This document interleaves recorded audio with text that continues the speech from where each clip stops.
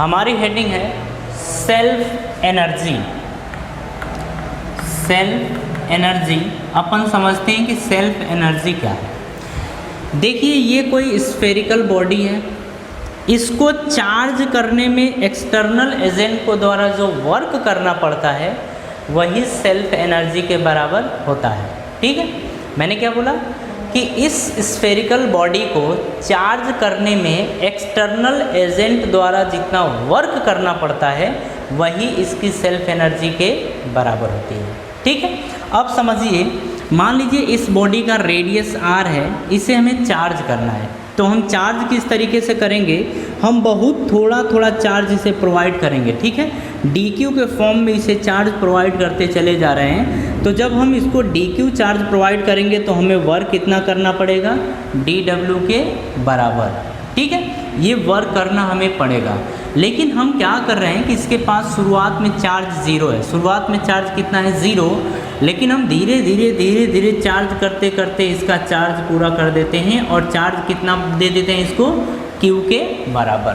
तो हमने शुरू किया था एक छोटे से चार्ज से और कहाँ तक पहुँचा दिया, Q तक पहुँचा दिया। ठीक है, अब समझते हैं कि ज़ीरो से Q करने में, इसको चार्ज प्रोवाइड करने में कितना वर्क करना पड़ता है और जितना वर्क करना पड़ेगा वही उसकी एनर्जी के बराबर होगा। ठीक है, चलिए समझते हैं। यहाँ पे देखिए, हमने देखा था यहाँ पे कि जो V होता है वो W/Q होता है, V = W/Q होता है।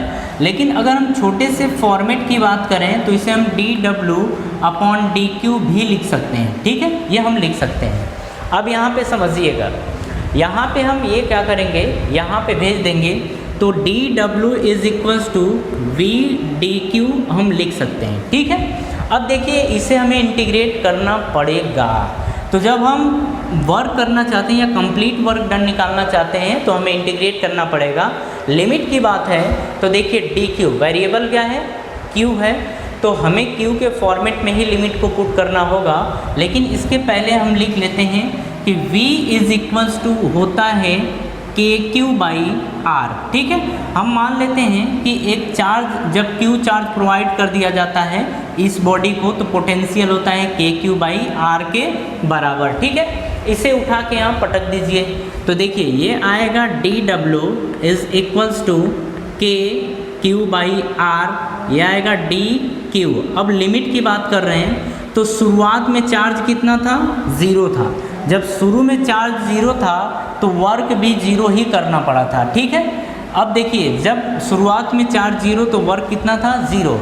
लेकिन जब चार्ज हम पूरा का पूरा Q प्रोवाइड कर देते हैं तो वर्क कितना करना पड़ता है, W। तो वर्क कितना करना पड़ता है, W। तो इस तरीके से देखिए लिमिट पे भी आपको कंसंट्रेट करना होता है कि किस तरीके से हम यहाँ पे लिमिट लगाते हैं। ठीक है, हम कुछ भी नहीं लगा सकते हैं, हम वही लगा सकते हैं जिसकी यहाँ पे ज़रूरत होगी। ठीक है, अब चलिए इसी को सॉल्व करते हैं अपन। तो आएगी इसकी वैल्यू क्या, dW का इंटीग्रेशन W होगा और ये आ जाएगा 0 से W = देखिए यहाँ पे K और R कांस्टेंट है तो K/R बाहर आ गया, अंदर बचा है Q dQ और ये 0 से लेके Q ये हो गया। अब देखिए इसको अपन इंटीग्रेट करेंगे तो ये K/R तो आएगा, लेकिन Q का जो इंटीग्रेशन होता है, मतलब Q dQ का इंटीग्रेशन जो होता है वो होता है Q²/2, ये होता है Q²/2। ठीक है, तो फिर इसको इंटीग्रेट करेंगे तो आएगा Q²/2, लिमिट है 0 से Q तक। ठीक है, चलिए इधर का पोर्शन अपन हटाते हैं। अब यहाँ पे ध्यान से देखिए, ये आएगा W-0। ठीक है, तो W-0 का मतलब W और W की वैल्यू ये आ गई। तो देखिए आया क्या है, W = K/R। अब हम लिमिट रख देते हैं तो देखो K/R 2 कांस्टेंट है, इसे हम कर लेते हैं बाहर। ठीक है, 2 कांस्टेंट है उसको हम कहाँ कर लेते हैं, बाहर। अब देखिए यहाँ पे Q है तो Q के प्लेस पे क्या पुट करेंगे, Q, तो ये आएगा Q²। ठीक है, अब देखिए इसके बाद माइनस लोअर लिमिट और लोअर लिमिट के प्लेस पे 0, तो 0 का स्क्वायर ये आ जाएगा 0 का स्क्वायर। ठीक है, और 0 का स्क्वायर क्या होता है, 0। तो यहाँ से देखिए W की जो वैल्यू आई है वो आई क्या है K। अब यहाँ पे देखिए Q स्क्वायर, तो KQ² बाई 2R ये आया है वर्क डन। ठीक है, तो वर्क डन कितना आया है KQ² बाई 2R के बराबर। इतनी बात आपको समझ में आ रही है। अब देखिए KQ बाई 2R तो आया है, लेकिन K की जो वैल्यू है उसे हम 1/4 पाई एप्सिलॉन नॉट रख सकते हैं। ठीक है, और रख क्या सकते हैं, अपन रखेंगे भी,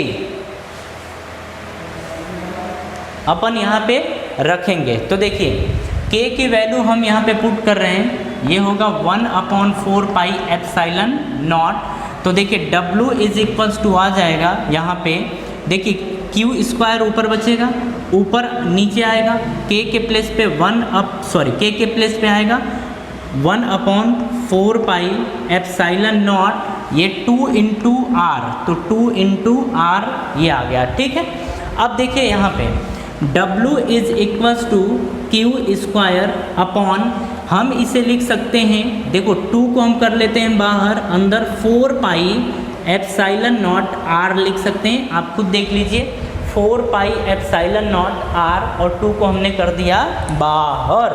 ठीक है, चलिए अब इसमें से हम मिटाएं किधर, चलो ऊपर ही मिटा देते हैं और इसको लेके आते हैं अपन ऊपर। अब यहाँ पे देखिए W इज इक्वल्स टू आया क्या है Q², तो Q² ऊपर आ गया बाई 2।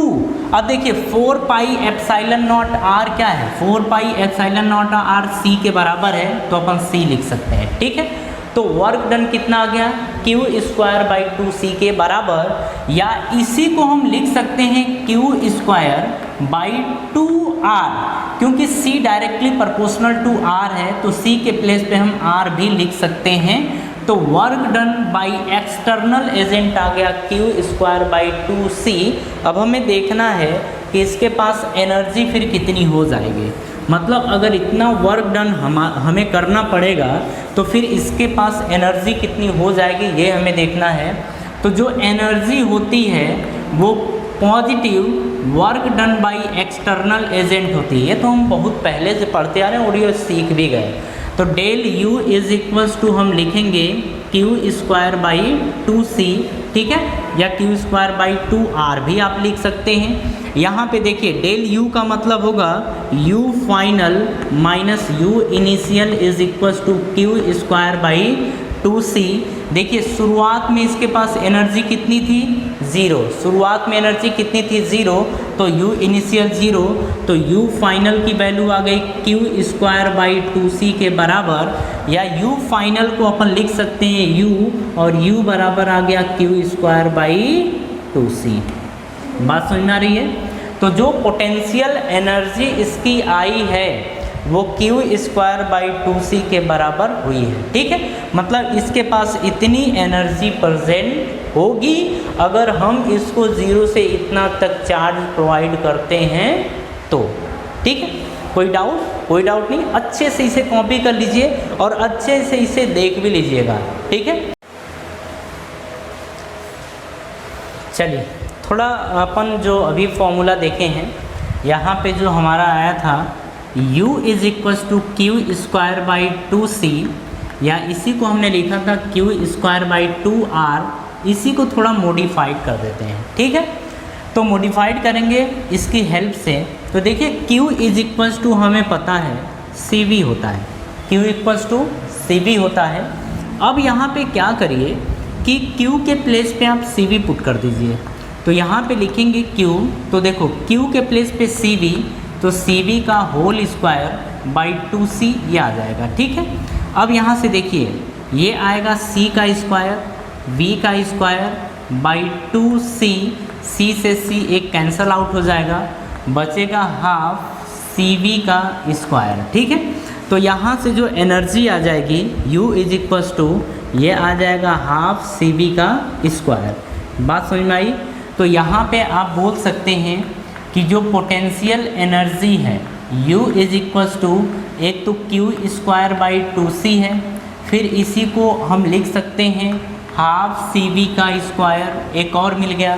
ठीक है, अब देखिए इसी एनर्जी की अपन बात कर रहे हैं, तो यहीं पे अब हम क्या करते हैं कि C के प्लेस पे हम यहाँ से C के प्लेस पे Q/V पुट कर देते हैं, ठीक है।